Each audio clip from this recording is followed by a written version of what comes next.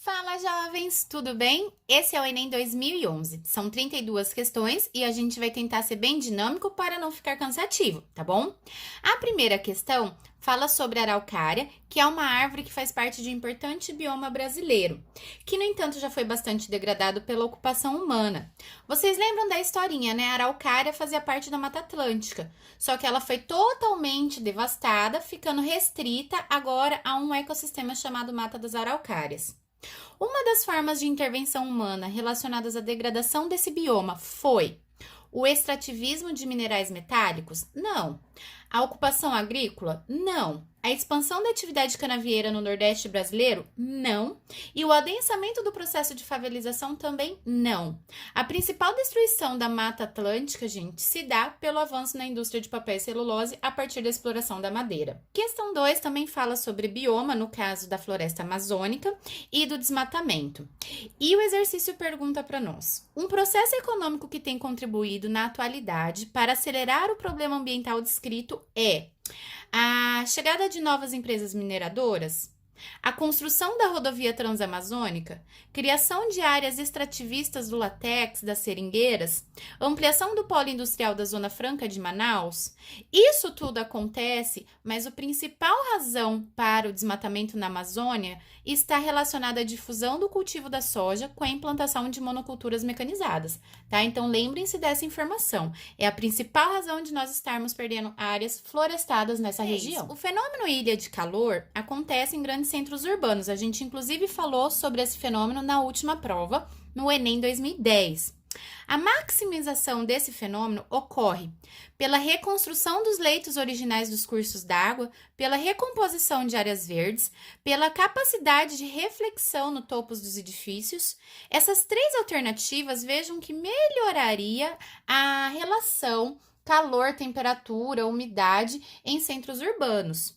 O que causa as ilhas de calor é o processo de impermeabilização do solo nas áreas centrais das cidades. Ou seja, a gente tem muita área construída e isso retém calor, então. Tá errado porque fala construção de vias expressas e gerenciamento de tráfego terrestre. Tipo, oi, o que isso aqui tem a ver com a formação desse fenômeno? Tá bom? Então, a resposta certa é a letra D. Questão 4 está falando que uma empresa norte-americana de bioenergia está expandindo suas operações para o Brasil e eles têm uma técnica de fazer sementes híbridas de pinhão manso, que é uma oleaginosa utilizada na produção de biodiesel e de querosene de avião. A melhoria agronômica das sementes de pinhão manso abre para o Brasil a oportunidade econômica de: a letra A está certa, ampliar as regiões produtoras pela adaptação do cultivo a diferentes condições climáticas. A B fala em beneficiar pequenos produtores camponeses de óleo pela venda direta ao varejo. Eu vou vender diretamente ao varejo biodiesel e querosene de aviação. Não, né, gente? E a C fala em abandonar a energia automotiva derivada do petróleo. Isso não vai acontecer. Baratear cultivos alimentares. O pinhão manso não está sendo utilizado aqui como alimento nessa contextualização.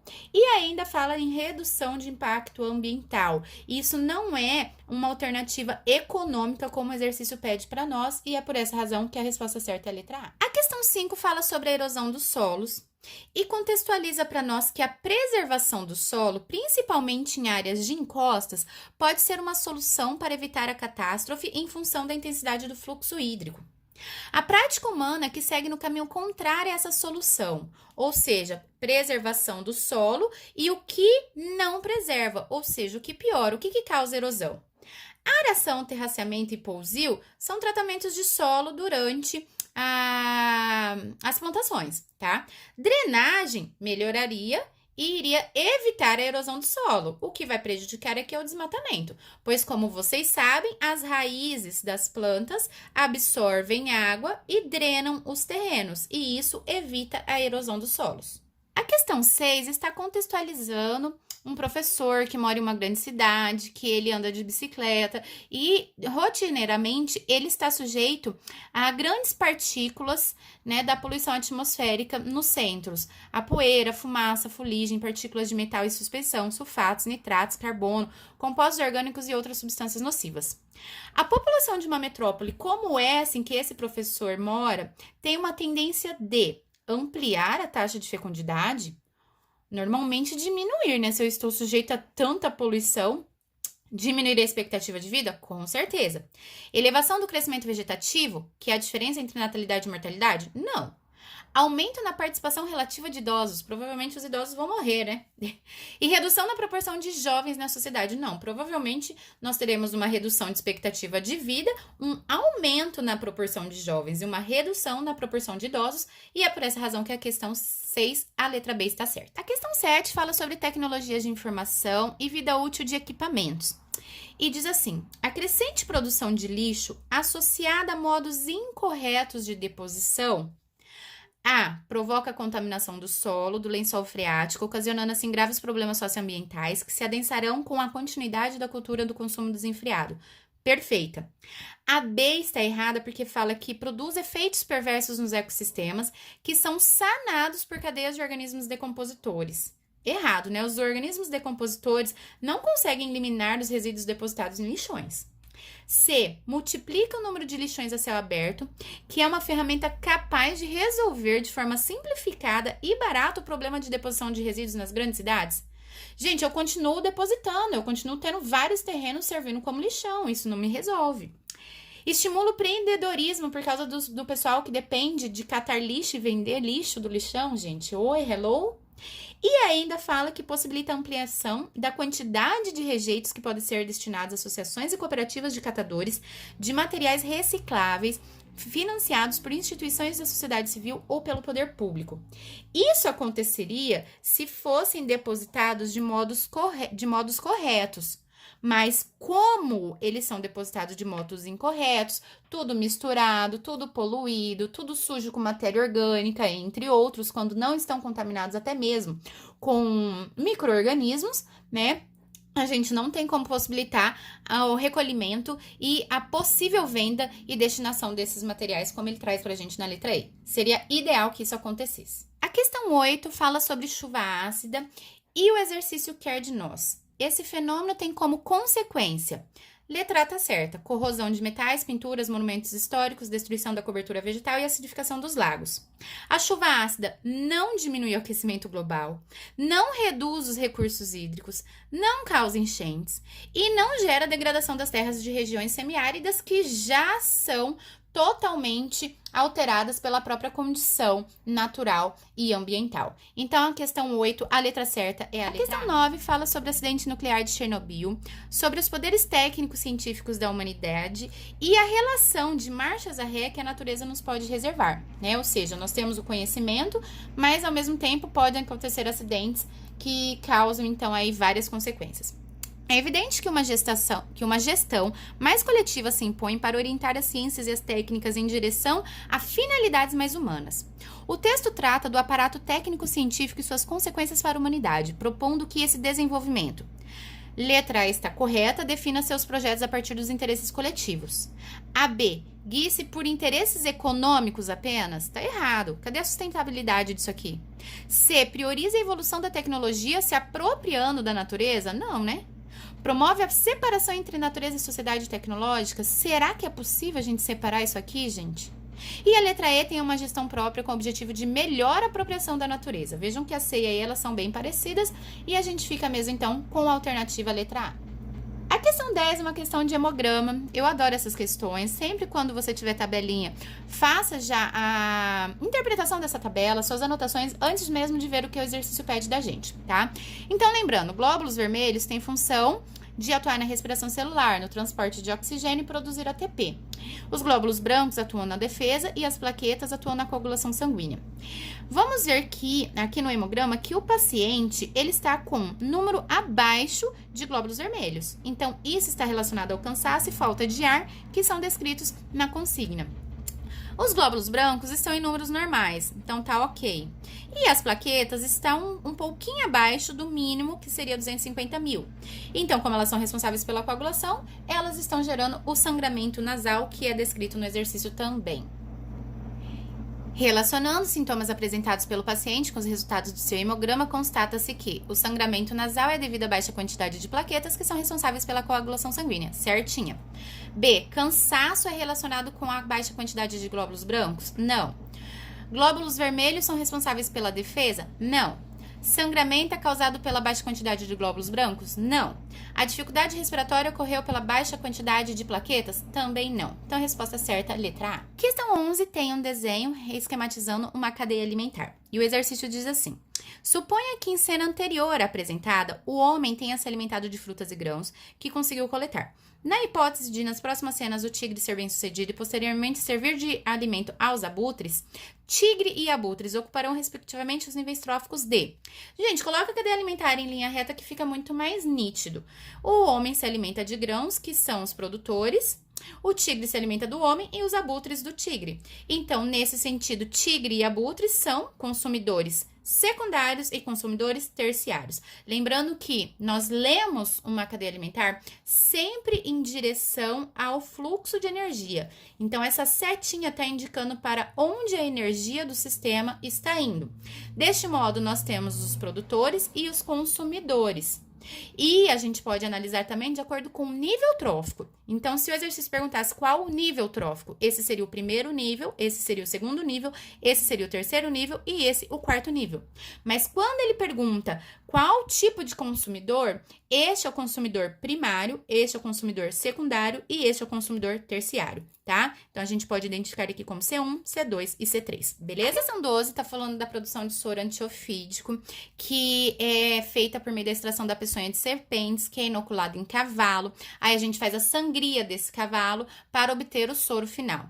Só que as hemácias do cavalo são devolvidas ao animal por uma técnica chamada plasmafarese. O exercício quer saber de nós: por que é importante realizar a plasmaferese? Se o animal ficar com uma baixa quantidade de hemácias, pode ocorrer o quê?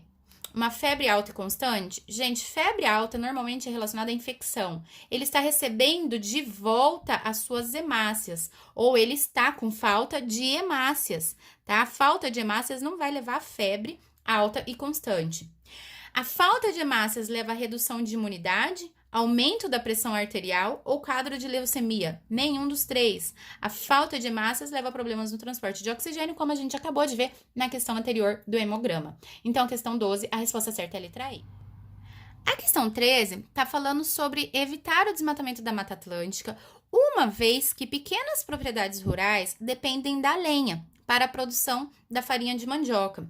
Uma alternativa para eles não ficarem desmatando para utilizar essa lenha é eles utilizarem o gás de cozinha, só que isso encarece demais a farinha. Então, o exercício quer de nós uma alternativa viável em curto prazo para os produtores de farinha em Amargosa que não cause danos à Mata Atlântica nem encareça o produto. Letra A fala colocar grandes fornos elétricos. Isso aqui vai custar dinheiro, porque a energia vai aumentar muito. A B fala plantação em suas propriedades de árvores. Isso vai demorar vai demorar, né? Então, eu tenho um tempo aí muito elevado e ele quer uma alternativa em curto prazo. Letra C, permissão por parte do IBAMA da exploração da Mata Atlântica. Poxa, já é isso que eles fazem. E eu quero uma alternativa para não explorar mais a Mata Atlântica nesse sentido. A letra D é uma alternativa viável porque fala da construção de biodigestores para a produção de gás combustível a partir de resíduos orgânicos da região. Uma vez que eles trabalham com farinha de mandioca, né? Então, o que eles têm de casca ali, imagina, poderia ser super útil essa alternativa. E a letra E fala coleta de carvão de regiões mais distantes. Gente, eu tirar a água, eu tirar carvão, eu tirar lenha, eu tirar, seja o que for, de produto natural de uma região ou de outra, mundialmente falando, eu estou acabando com um planeta, eu estou acabando com a natureza. Então, isso aqui nunca vai ser uma alternativa viável, tá bom? 13, letra D. A 14 fala que Belém tem muitas ilhas e que a sua população vive com ameaças de doenças, principalmente relacionada à poluição da água do rio, causando diarreia, uma vez que essas pessoas não têm acesso a saneamento básico e não têm acesso a água de boa qualidade, então eles acabam consumindo água do rio. O procedimento adequado para tratar a água dos rios a fim de atenuar os problemas de saúde causados por micro-organismos a essas populações ribeirinhas é... Isso aqui é uma questão interdisciplinar, porque a gente estuda isso em química também. Mas lá no 9º ano, em ciências da natureza, a gente fala muito sobre isso aqui, né? Filtração, coagulação e fluoretação e decantação seriam técnicas de separação de misturas. Então, esses três não atenuariam.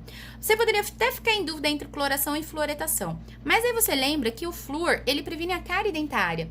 Ele não vai ser responsável por anular todos os micro-organismos presentes na água do rio. E isso quem faz é o cloro. E é por isso que a adição de cloro, ou seja, a cloração na água, ela elimina esses agentes, esses micro-organismos, solucionando esse problema que o exercício 14 trouxe pra gente então. A questão 15 tá falando do controle biológico e contextualiza que existe uma lagarta que se alimenta de folhas de algodoeiro, incluindo algumas espécies de borboleta, que depositam seus ovos nessa cultura.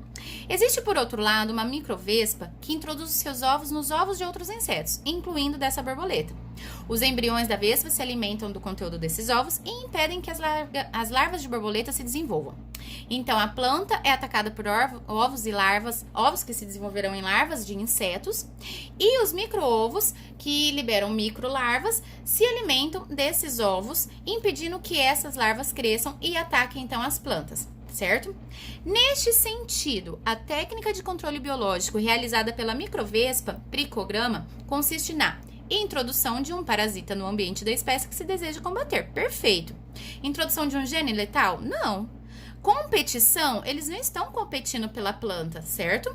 Modificação do ambiente? Não. Aplicação de inseticidas? Também não. Então, resposta direta, a letra A. Já a 16 está falando sobre o HPV e a vacina.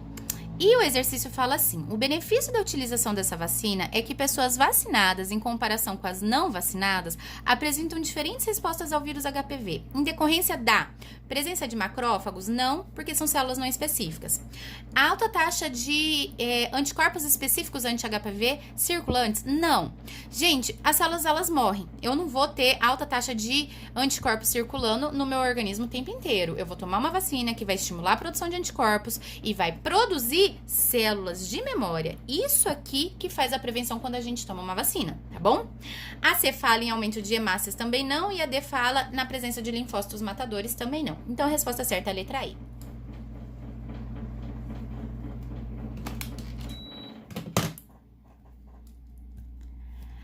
A 17 fala de uma situação que vocês já devem ter visto, quando a gente pega troncos de árvores e pinta com cal e ela fica branquinha, certo? Essa cal, ela tem essa tonalidade branca e ela evita parasitas, ela elimina também micro-organismos benéficos para a árvore. Então, essa técnica leva à destruição do microambiente. Por quê? Como que eu acabo com os micro-organismos que aqui vivem?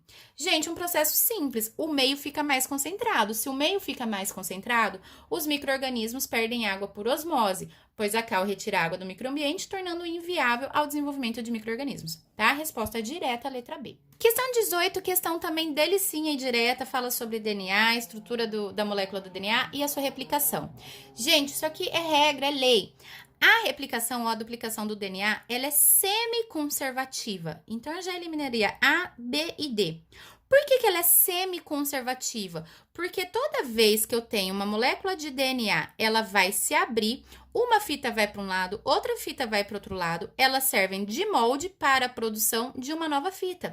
Então, ela é semi-conservativa, pois as fitas filhas consistem de uma fita parental e uma recém-sintetizada.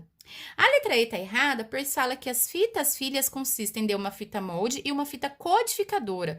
O que é uma fita codificadora? É se eu pegasse esse DNA e retirasse todos os introns, ou seja, eu fico só com as partes que são capazes de codificar e produzir proteínas, tá? Então, a resposta certa é a letra C. Questão 19, eu amo esse assunto. Gente, leiam sobre alteração epigenética. O que isso significa?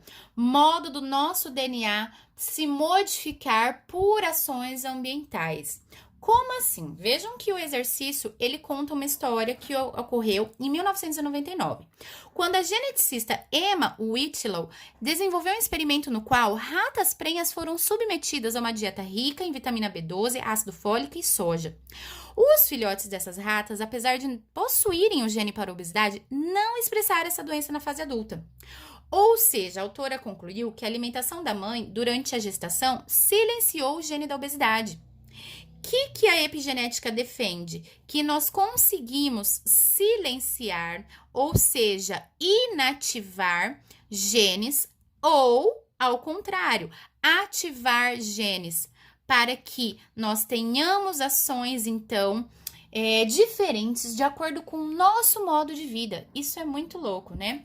Depois de alguns anos, as geneticistas Eva Jablonka e Gal Haas listaram 100 casos comprovados de traços adquiridos e transmitidos entre gerações de organismos, sustentando assim a epigenética.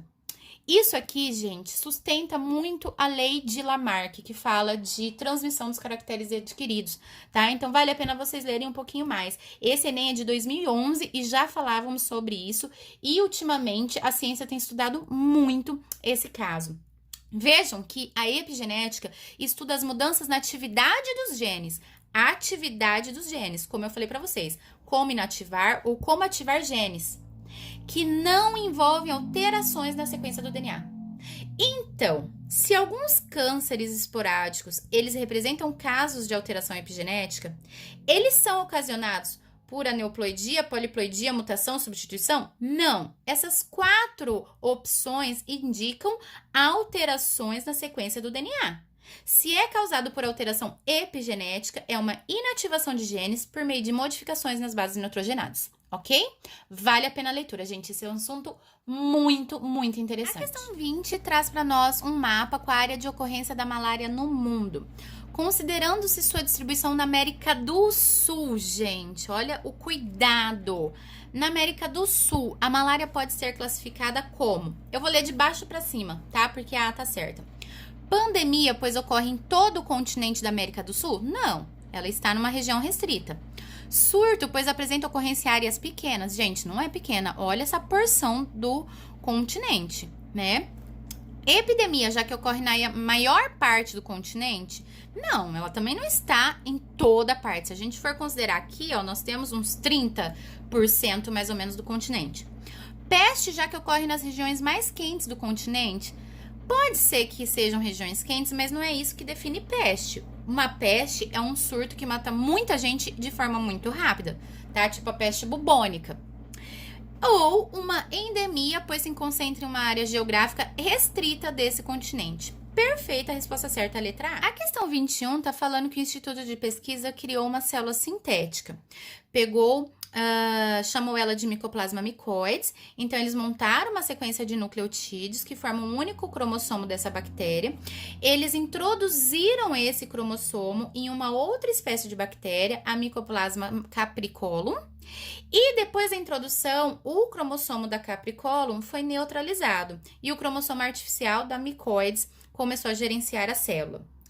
Essa pesquisa, né, tem uma importância, por quê? A importância dessa inovação tecnológica para a comunidade científica se deve à possibilidade de criar cromossomos artificiais? Não, isso aqui foi o que eles fizeram, mas ok, isso vai mudar alguma coisa no dia a dia? O que eu tenho de vantagem, gente, para a comunidade científica? Não é a criação simples de um cromossomo artificial. A capacidade de criação de novas formas de vida, pelo amor de Deus. A produção dessa bactéria e distribuição em ambientes naturais. Oi, eu vou criar um ser vivo e vou distribuir no ambiente? Tá errado. A D tá certa, porque ela traz pra gente que essa pesquisa, ela traz a possibilidade de programar geneticamente micro-organismos ou até mesmo seres mais complexos para produzir medicamentos, vacinas e combustíveis. Ótimo! E aí está errada porque fala da capacidade da bactéria Mycoplasma capricolum de expressar suas proteínas na bactéria sintética. Na verdade, é o contrário, né? Eles inativaram essa bactéria e foi a Mycoplasma mycoides que conseguiu expressar as suas proteínas. Então, a resposta certa é a letra D. A questão 22 fala sobre biocombustíveis de primeira geração, que são derivados de soja, milho e cana-de-açúcar, e biocombustíveis de segunda geração, que são aqueles produzidos a partir de resíduos de madeira, como serragem, talos de milho, palhas de trigo ou capim de crescimento rápido. O texto mostra um dos pontos de vista a respeito do uso dos biocombustíveis na atualidade. Os quais? Gente, eu já vou eliminar tudo aqui, B, C, D e E, porque se vocês olharem, todas essas questões vão falar que essas alternativas de se utilizar o biocombustível não gera emprego, não gera emprego, não gera emprego e não gera emprego, tá? Então, assim, lógico que a gente tem ali mudanças de empregos, tipos diferentes de mão de obra, mas gera emprego também, gente. Então, só por essa razão eu já elimino essas alternativas. E a letra A traz pra gente que são matrizes energéticas com menor carga de poluição para o ambiente e podem propiciar a geração de novos empregos. Entretanto, para serem oferecidas com baixo custo, a tecnologia da degradação da celulose nos biocombustíveis de segunda geração devem ser extremamente eficientes. Lógico, gente, segunda geração eu tenho resíduos. Eu tenho que aproveitar ao máximo esses resíduos e extrair ao máximo os biocombustíveis dali, ok? Questão 23 fala de H1N1 e de vacina de novo. Fala que uma pessoa vacinada aumenta sua imunidade porque a vacina possui anticorpos, possui proteínas que eliminam o agente causador da doença, possui glóbulos vermelhos, possui linfócito B e T ou estimula a produção de anticorpos contra o agente causador da doença. Resposta direta, letra E. Questão 24 fala sobre uma explosão provocada por gás metano e o gás mencionado no texto é produzido pela respiração aeróbia? Não, pela respiração anaeróbia, gente, ou seja, pela degradação anaeróbia de matéria orgânica por bactérias, tá? A C fala que o metano é produto de fotossíntese, tá errado. Ou a D e a E fala ainda que existe uma transformação, uma conversão do gás carbônico em metano. Então, a única alternativa direta também, letra B. Questão 25 fala sobre a matriz energética brasileira e fala assim: no Brasil, em termos de impacto das fontes de energia, do crescimento do efeito estufa, quanto à emissão de gases, as hidrelétricas seriam consideradas como uma fonte. Eu falei isso na aula passada, no Enem passado de 2010, gente. As hidrelétricas, elas poluem, porque quando eu represo o rio, eu tenho ali o acúmulo de muita matéria orgânica sendo decomposta. Então, eu tenho a eliminação de muito gás carbônico, tá? Então, elas poluem, mas pouco. Por isso que eu não poderia dizer aqui na letra C, por exemplo, que as hidrelétricas são fontes limpas de energias que não afetam ou alteram os níveis dos gases do efeito estufa. Elas alteram, mas pouco, tá? Eu não poderia dizer ainda que elas são limpas de energia, contribuindo para minimizar os efeitos do efeito estufa. Elas não sequestram carbono, gente. Hidrelétrica sequestra carbono? Não. Então, também tá errada. A letra D fala que é poluidora, colaborando com níveis altos, também tá errada. E aí fala alternativa, tornando-se por referências a grande emissão de gases de efeito estufa das demais fontes geradoras. Pera aí, energia eólica, ela emite grandes gases de efeito estufa? Ou a solar, por exemplo? Então, a única alternativa para a gente é a letra B. As hidrelétricas são fontes eficazes de energia, tomando-se o percentual da oferta e os benefícios verificados. A questão 26 está falando sobre a história evolutiva de borboletas da família Itomini.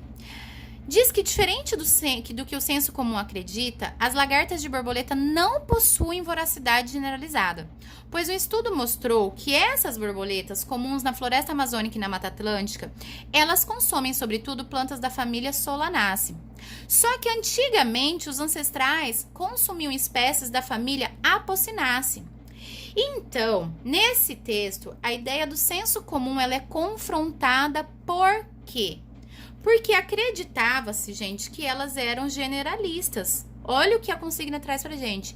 Ao contrário do que o senso comum acredita, as lagartas de borboletas não possuem voracidade generalizada. Ou seja, elas não comem de tudo o que vier pela frente. Então, elas não são capazes de digerir todas as plantas, se alimentar de todas as plantas, voracidade indiscriminada por todas as plantas, não. Pelo contrário, elas apresentam especificidade pelas plantas da família Solanaceae existentes nesses locais.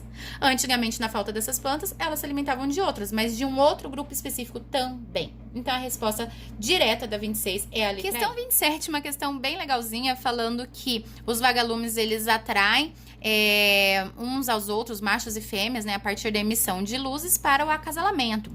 Mas que tem uma fêmea que ela engana o macho de outra espécie, fingindo ser, então, a mesma. Para quê? Para quando esse macho se aproximar, ela atacar esse macho e devorar ele, tá? Então, nesse sentido, qual é a relação entre a fêmea do gênero Photuris e o macho do gênero Photinus que é atacado? Gente, um exemplo de predatismo, um exemplo direto, tá? Ela preda, ela engana para predar. Lembrando que aqui as outras relações, comensalismo, inquilinismo, cooperação e mutualismo, são relações benéficas aos seres. O predatismo aqui é a única relação que causa, então, prejuízo para uma das espécies, como no caso aqui, o que foi devorado. A questão 28 fala que uma das alternativas para o tratamento do lixo é a incineração. E que quando a gente queima esse lixo, libera muita energia e essa energia é transformada em energia elétrica. Só que a incineração provoca a emissão de poluentes na atmosfera. Então, uma forma de minimizar a desvantagem da incineração Resposta direta, gente. Se eu tenho que queimar, eu tenho que colocar os filtros nas chaminés das incineradoras para diminuir a poluição do ar, tá? As outras alternativas falam em aumentar o lixo. Olha aqui. Aumentar o lixo, aumentar o lixo, aumentar o lixo. Como que isso vai ajudar? E aí fala em diminuir a temperatura da incineração. Vai continuar queimando igual por mais tempo ainda. Então, a única alternativa viável é a letra B. A questão 29 eu adoro. Tem um poema aqui que fala sobre vários animais. Daí tem a mosca, mosquito, besouro, barata, borboleta e grilo. E o exercício pede para nós. A unidade taxonômica que expressa a afinidade existente entre nós e estes animais. Nós somos cordados. E aí a gente tem que lembrar do re, fi, co, fa, ge. Reino, filo, classe, ordem, família, gênero e espécie. Reino animalia, filo cordata.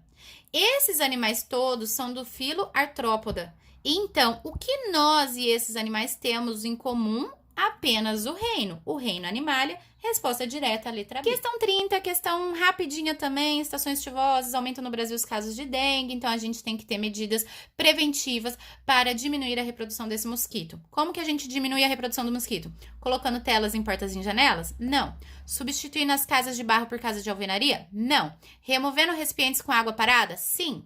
Higienizando adequadamente os alimentos? Não. E colocando filtros de águas nas casas? Também não. Então, a resposta da 30, letra C. A 31 também é uma questão bem legalzinha de fazer. O gado é responsável por cerca de 18% do aquecimento global. Aí tem uma charge em que as vaquinhas estão conversando. Colocar a culpa do aquecimento global nas vacas. E o que faremos? Culparemos as galinhas, coitadas. Isso por quê, gente? Porque elas possuem bactérias metanogênicas que auxiliam na digestão da celulose, tá? Então, todas as vezes que elas comem, elas acabam liberando gases, que tem metano. E o metano aumentou em quantidade absurda no ambiente nos últimos anos, porque também aumentou em quantidade absurda a produção de gado para alimentar a quantidade de humanos existentes no planeta hoje.